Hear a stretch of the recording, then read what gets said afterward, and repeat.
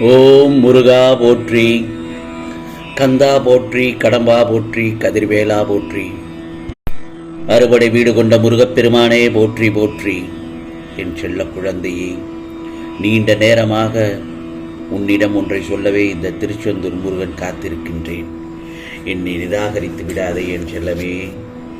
உனக்கு நிறைய விஷயங்கள் புரிய வைக்க வேண்டியதாக உள்ளது. யார் யார் எப்படி உன்னை சுற்றி உள்ளார்கள் என்பதை புரியாமல் சில நேரங்களில் நடந்து கொள்கிறாய். உன்மேல் அன்பாக இருப்பவர்களை எப்போதும் காயப்படுத்தாதே. அவர்கள் உன்னை சார்ந்து இருக்கிறார்கள் என்பதை நினைத்து உதாசீனப்படுத்தவும் செய்துவிடாதே.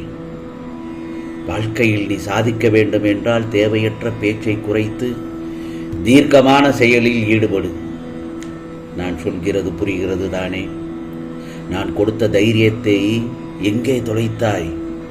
எழுந்திரு. என்னை நோக்கி மட்டும் உன் சிந்தனை செயல்கள் இருக்கட்டும். எது உன்னை துன்புறுத்தினாலும் கவலைப்படாமல் இரு. எது வந்தாலும் எதிர்த்து நின்று போராடு. வாழ்க்கையில் நீ சிரித்தாலும் அழுதாலும் அது நிர்ணயிக்கப்பட்ட கர்மாதான். அதற்கான தைரியத்தை நான் கொடுப்பேன். என்ன வேண்டும் நமக்கு? நல்லது நடக்க வேண்டும். நல்லது நடந்தால் சந்தோஷம்தானே? சந்தோஷத்திற்கு நல்லது நடக்க வேண்டும். மனநிலையில், பொருளாதார நிலையில், இல்லத்தில் நல்லது நடந்தால் மட்டுமே சந்தோஷம் கிடைக்கும். அப்படித்தானே என் செல்லமே? எனவே நல்லது நடக்கும் என்ற ஆணித்தரமான நம்பிக்கையும் ஒரு தீர்மானமும் தான் நல்லதை நடக்க வைக்கும். இந்த முருகப்பெருமான் சொல்வதை நன்றாக கேட்டுக்கொள். நாம வாழ்க்கையில் பிறந்தாச்சு. சின்ன சின்ன தவறுகளை அறிந்தோ அறியாமலையோ செய்தாச்சு. யோகமற்றதாக போய்விட்டோமோ என்று நீ நினைக்கும் போது கூட நான் திரும்ப சொல்லுவது என்ன தெரியுமா? மறுபடியும் மறுசுழற்சி செய்வது போல் நம்மை நாம் திரும்பும் ஆன்மீக பாதைக்குள் செல்லும் போது உலையில் இட்ட இரும்பு தாது போல் நமக்கு பல பிரச்சனைகள் வந்தாலும் இந்த முருகப்பெருமான் மறுவடிவம் நமக்கு கொடுப்பார் என்ற நம்பிக்கையாக உறுதியுடன் இருக்கும்போது உனக்கான புத்தம் புது பொலிவுடன் வாழ்வானது நிச்சயமாக கிடைக்கும். இது முருகப்பெருமானின் அருள் வாக்கு. ஆனால் சில நேரத்தில் நீ அந்த தவறு செய்து விட்டோம் அல்லது பல தவறுகளை செய்து விட்டோம். வாழ்க்கையில் யார்தான் தவறு செய்யாமல் இருக்கிறார்கள்? இப்ப நான் எல்லாவற்றையும் உணர்ந்துகிட்டேன். இனிமேல் நான் நல்லா போகணும் என்று நினைக்கிறேன். வாழ்க்கையில இறை தேடல் வேணும் என்று நினைக்கிறேன். அப்படி என்று என்னிடம் நீ மன்றாடி கேட்டுக்கொண்டு நின்று கொண்டிருக்கிறாய். அப்படி இருக்கும் பட்சத்தில் உனக்கான புது வாழ்வானது நிச்சயமாக பிறக்கும். அப்படிங்கிற நம்பிக்கையில முன் எடுத்து வைக்கும் காலடி என்பது அதற்கான வழிகளை இந்த முருகப்பெருமான் நிச்சயமாக அமைத்து தருவேன்.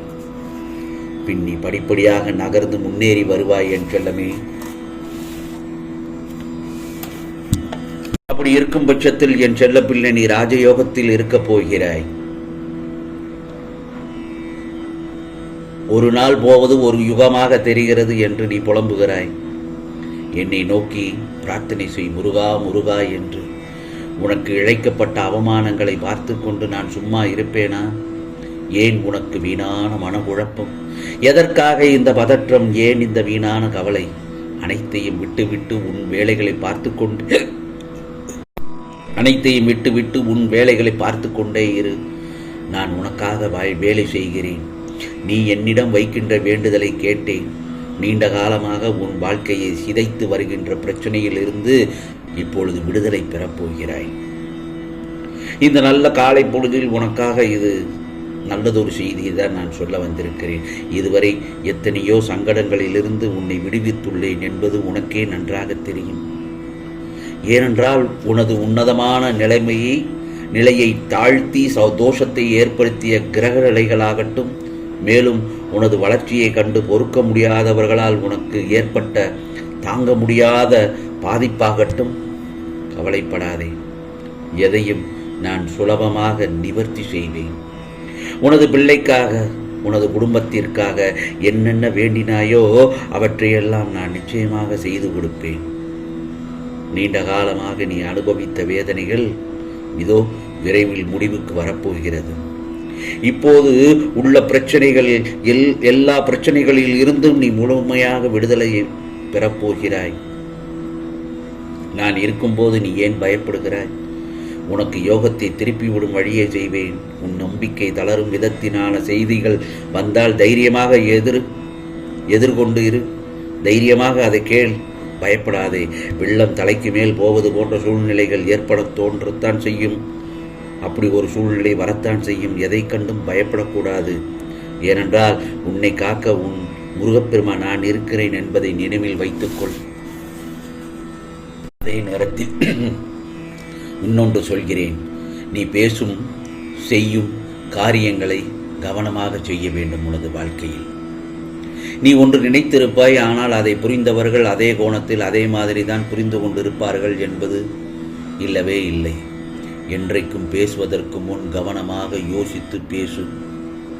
அந்த வார்த்தைகளின் கணக்கு உன் வாழ்க்கையில் கணக்கில் இரண்டாய் ஏற்படும் சூழல் உருவாகும். சொற்களுக்கு நீதான் பொறுப்பு. ஒரு முறை கூறிவிட்டால் அதை மாற்ற முடியாது. ஆகையால் பேசும்போது கவனமாக பேசு. வாழ்க்கையில் இறப்பு ஒன்றுதான் முடிவு என்று நினைத்து விடாதே. உன்னை சுற்றி 1000 துர்நாற்றங்கள் வீசலாம். ஆனால் அதை சகித்து போகச் சொல்லவில்லை. அதை எதிர்த்து உன்னால் மூச்சை நேராக சுவாசிக்க முடியும். வாழ்க்கையில்தான் லட்சியங்களும் பாதைகளும் தவிர லட்சியங்கள் பாதைகள் வாழ்க்கையாகாது. வாழ்வதற்கான தேடல் தானே இந்த குறிக்கோள். ஓட்டம் எல்லாமே தான். ஒன்று மட்டும் தெரிஞ்சுக்கோ. அன்று உன்னை தாழ்வு பெற செய்தவர்கள் உன் உயர் நிலையை நிமிர்ந்து பார்க்க கூட முடியாத நிலையில் இருப்பார்கள். எல்லாம் நன்மைக்கே. இதோ விரைவில் புதிய அத்தியாயம் உன் வாழ்வில் நடைபெறும். காத்து கொண்டிரு. உனக்கு பிடித்த ஒன்றை தரப்போகிறேன். இந்த முருகப்பெருமான் சோதனையும் வேதனையும் உன்னை சோர்ந்து போக செய்வதற்கு வருவதில்லை, போதனை செய்வதற்காகத்தான் வருகின்றன.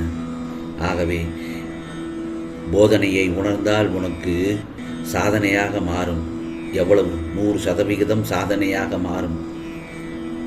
ஆகவே வாழ்க்கையில் என்ன நடக்குமோ என்று குழம்பாதே. வாழ்வில் லட்சியமும் அதை அடைய வேண்டும் என்கிற எண்ணமும் பொறுப்பும் கண்டிப்பாக இருக்க வேண்டும். அதே சமயம் எதையும் ஏற்றுக்கொள்கிற பக்குவமும் மனப்பக்குவமும் வேண்டும். உனக்கென விதிக்கப்பட்டது நிச்சயம் உன்னை வந்து சேரும். அதை முதலில் புரிந்துகோ. ஏனென்றால் உன் உழைப்பு என்றைக்குமே வீணாகாது. வருங்காலம் உனக்கு நிச்சயமாக சிறப்பாக அமையும். ஆம் செல்லமே, நீண்ட நேரமாக உன்னிடம் சொல்ல வந்தேன் என்று சொன்னேன் அல்லவா? இதோ இந்த முருகப்பெருமான் உனக்கு சொல்லிவிட்டேன். நான் சொல்வதை கூர்ந்து கவனமாக கேட்டு அதை பின்பற்றியானால் உனது வாழ்க்கை பொற்காலமாக மாறும், சந்தோஷமாக மாறும். நீ ராஜயோகத்தில் இருப்பாய். ஆம் செல்லமே, உனக்கானது நிச்சயமாக நல்லது நடக்கும். ஓம் சரவண பவ, ஓம் சரவண பவ, ஓம் சரவண பவ.